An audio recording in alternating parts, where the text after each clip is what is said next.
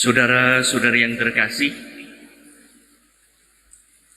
ada banyak orang yang membutuhkan bantuan, entah material, sosial, moral, spiritual.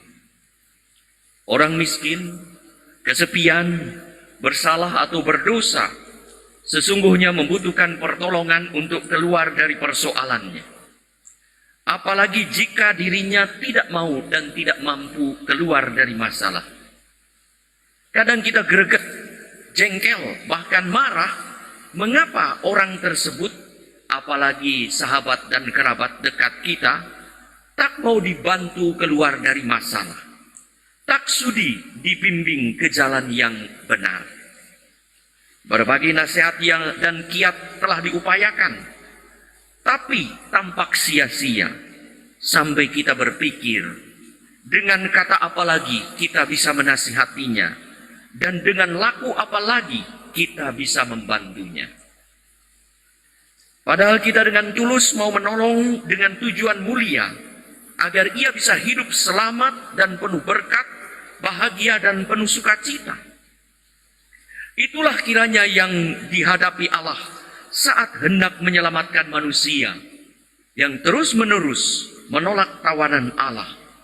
Hingga dengan cara apa lagi manusia mau ditolong oleh Allah, sampai akhirnya Allah mengutus putra tunggalnya untuk lahir di dunia, menjadi manusia seperti kita untuk menyelamatkan kita.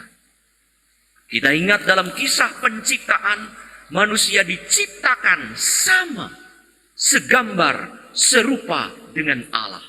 Ketika manusia ditebus oleh Allah, Allah berkenan menjadi sama seperti kita manusia.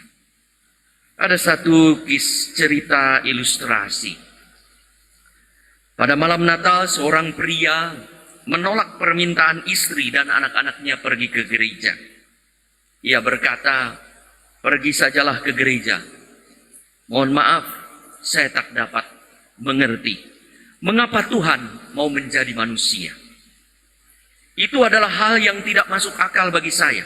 Maka kalian pergi saja ke gereja. Yang penting bagi saya tidak berbuat jahat." Istri dan anak-anaknya pergi. Saat ia sendiri di rumah membaca buku, ia terganggu oleh bunyi ketukan berkali-kali.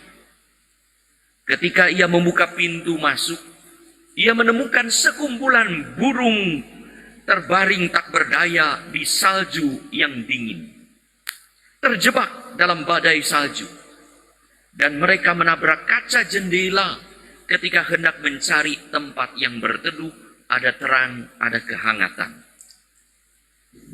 Lalu ia berpikir, saya tidak dapat membiarkan makhluk-makhluk kecil ini mati kedinginan.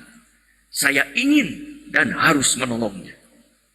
Kemudian ia teringat ada kandang kuda poni di samping rumahnya yang dapat menjadi tempat berlindung yang hangat bagi burung-burung itu. Ia pun mengambil jaket dan pergi ke kandang poni, membuka pintunya lebar-lebar dan menyalakan lampunya. Namun burung-burung itu tak mau masuk ke dalam. Lalu ia berpikir, mungkin makanan pasti dapat menuntun mereka masuk. Maka ia berlari kembali ke rumah, mengambil remah-remah roti dan menebarkannya di atas salju untuk membuat jejak ke arah dari mana burung-burung itu berkumpul, ke arah kandang kuda poni ke pintunya. Tetapi burung-burung itu juga tidak menghiraukan remah roti itu dan terus berlompat-lompat kedinginan di atas salju, bahkan menabrak jendela pintu. Pria ini ingin mencoba menggiring mereka, tetapi justru burung-burung itu waktu didekati berpencaran ke sana kemari, terbang datang lagi dan malah menjauhi kandang yang hangat itu. Lalu ia berpikir, burung-burung ini menganggap saya sebagai makhluk apa? Aneh, menakutkan. Saya tak dapat memikirkan cara lain untuk memberitahu bahwa mereka dapat percaya bahwa saya datang untuk menyelamatkan, bukan untuk membunuh atau menjerumuskan. Aku bukan mau menjebak atau membuat perangkap. Saya ingin sekali menolong. Saya mengasihi mereka. Jika saja saya boleh menjadi seekor burung beberapa menit saja, maka dengan bahasa burung, dengan laku burung, mungkin saya dapat menolong mereka ke tempat yang aman. Pada saat itu juga, lonceng gereja berbunyi, di mana istri dan anak-anaknya pergi ke sana. Pria itu tertegun mendengar lonceng bunyi menyambut Natal. Dia berlutut. Tuhan, kini saya mengerti. Bisiknya dengan terisak. Kini saya tahu mengapa Engkau mau menjadi manusia seperti kami. Agar kami mengerti bahasamu, agar kami mengikuti jejakmu, masuk ke rumah yang hangat, aman dan nyaman, selamat dan penuh berkat. Saudara-saudari yang terkasih, itulah kisah Natal. Yesus mau menjadi sama seperti kita, agar kita mengerti betul apa yang dikehendaki Allah, yang mau dan mampu menyelamatkan kita, menunjukkan jalan yang benar agar kita tidak terjebak dalam tanda petik badai salju masalah hidup kita. Ia menjadi manusia sebagai cara efektif untuk menyelamatkan manusia. Di balik kisah kelahiran Yesus, kita mendengar hari ini bagaimana Yusuf dan Maria berjalan keliling mencari penginapan untuk bermalam, untuk melahirkan Yesus. Tetapi tidak ada yang berkenan dengan alasan di pintu penginapannya mungkin tertulis full book, penuh. Tidak ada tempat yang kosong. Terutama bagi orang sederhana, kalau bukan orang papa. Inilah simbol penolakan manusia yang tidak berkenan akan kehadiran Tuhan. Untunglah mereka mendapat tempat di kandang, di tempat para gembala. Di sanalah Yesus lahir. Para gembala di padang berkenan kepada Allah karena mempunyai kerinduan untuk berjumpa dan didatangi oleh juru selamat. Hatinya belum full book, masih ada ruang kosong. Mereka mendapat kabar pertama, merekalah yang memperoleh damai sejahtera karena Allah berkenan pada mereka dan mereka berkenan menyambut penyelamat.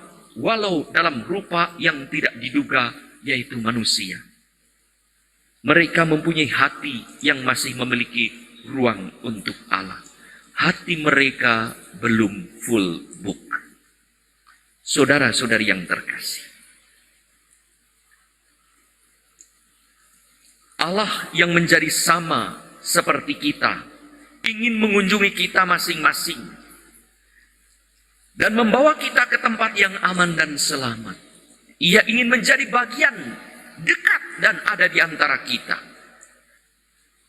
Apakah kita berkenan akan kedatangan Yesus yang membawa damai sejahtera, mengubah dan mau meningkatkan hidup kita hingga kita punya harapan dan penuh sukacita? Terlebih ia datang ketika kita berada di dalam badai salju, kedinginan, dalam permasalahan. Di situ Tuhan datang memberi harapan yang penuh sukacita. Persoalannya, masihkah ada ruang dalam hati untuk Tuhan, untuk kelahirannya, ataukah semuanya sudah full book dengan alasan berbagai kesibukan, kekhawatiran, serta kelekatan pada kesalahan dan dosa yang tidak bisa ditinggalkan? Mari kita singkirkan perbuatan yang tak berkenan kepada Tuhan dan kepada sesama yang membuat hati kita full book. Paulus dalam bacaan kedua mengajak kita, mari menjadi umat yang berbuat segala kebaikan. Mari kita buka ruang khusus, ruang VVIP untuk Tuhan, hingga ia berkenan lahir dan hadir di hati kita. Kalau kita punya ruang untuk Tuhan, maka kita pun punya ruang untuk sesama yang juga membutuhkan tumpangan, membutuhkan kehangatan ketika diterjang badai salju kedinginan. Semoga dengan begitu ada damai sejahtera, Natal, Immanuel, Allah beserta kita. Sehingga pada Natal ini kita sungguh mengalami Allah sungguh beserta kita. Ketika kita membuka ruang pada Allah dan membuka ruang pada sesama dengan membantu mereka yang membutuhkan. Siapa tahu mereka itu yang membutuhkan adalah Yesus yang mencari dari rumah ke rumah tempat di mana ia singgah dan bisa lahir.